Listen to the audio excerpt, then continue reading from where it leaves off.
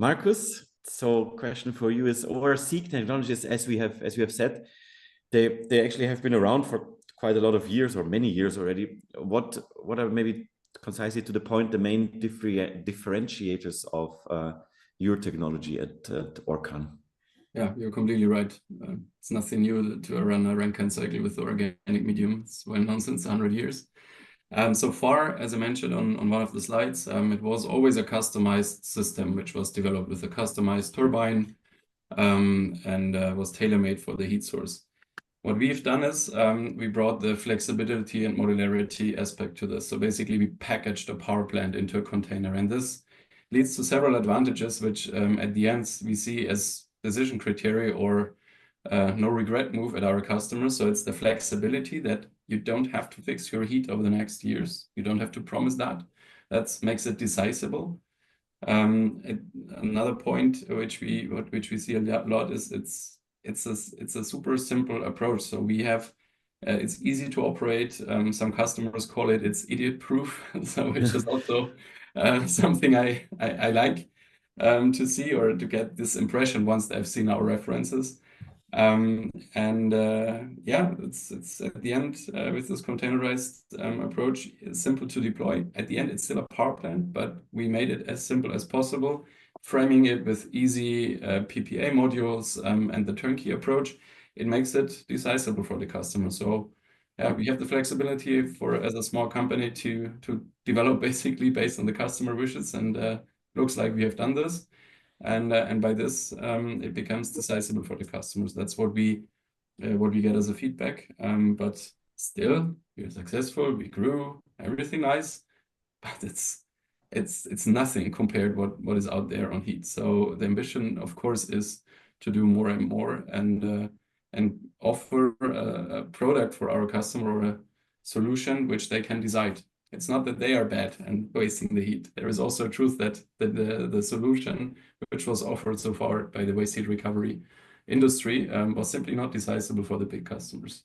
No, I was just wondering, the containers you can potentially resell, no, if the heat source for some reason goes away. We have done this already. So there was this was the question actually. Yeah, this has happened already, yeah? Okay. Yeah, we have done this. So there was a geothermal plant which they knew in the future they have district heating. That's actually a tomato greenhouse, which they knew they will produce more tomatoes. They will use more heat. And then after a few years, we took back the modules from a geothermal application, and now they're running somewhere in the Netherlands at PreZero on an aluminium recycling factory. They were happy. They got a cheap price since they were already running for a few years, and the customer on the other hand side was happy that he could produce within the first years with this excess heat some electricity out of it. And that's what we offer a lot, and we see that this is required also. But yeah. Second-hand market, basically. Second-hand market, yeah. Yeah, this is, I think, especially interesting for the cement people because they don't really know if at some point what carbon capture technology they need to use, and then if they need heat for this or not. Okay, super. Thank you. The next question is from Markus. What are the typical payback times for the technologies that Orcan is offering? And is there funding available? I think that you already kind of hinted to that this is there. Yeah, or maybe will this funding increase? Is there any potential outlook for this?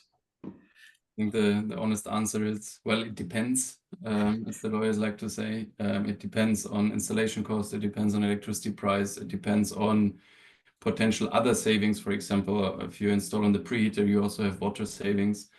However, what we see in the industry, you need to achieve a payback, of course, as low as possible, as our customers like to say, but somewhere in the range of 2 to 6 years, 7 years. Sometimes it's acceptable.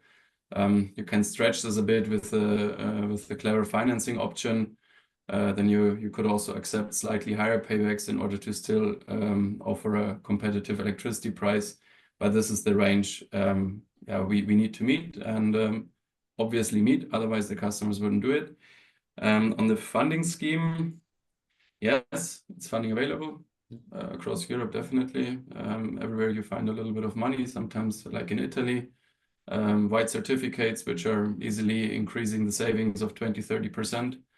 Just by getting them. There is also a Transformazioni 5.0 funding, where you even get a little bit of CapEx funding on that. But as soon as you really leave the core countries from Europe, I would say there is less or no funding available.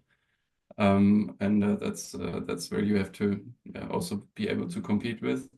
In general, we see that the funding rates, especially in Germany, they're going down. So there was available 50–60% funding, rather, I wouldn't say easily, but easily. And now we see, if you follow the carrot and stick logic, that the stick becomes to be more important. There is an energy efficiency law in Germany, which at the end will make it impossible to waste heat. So if you have waste heat and you don't use it, you're acting against the law, potentially use your ISO 50001 and other things. So that's normal, I think, for such kind of innovations. In the beginning, they fund it. Then, of course, our costs and everything goes down, which has happened. It becomes, as I showed before, already competitive now. And then, stick measures lead therefore that funding goes down. So now we are in Germany, 30–40% maximum you can get for such projects. Most of the customers are honestly more calculating with 20–25–30%. Also, when you apply for a call within the modernization fund, it's also very unlikely that you have higher funding schemes available.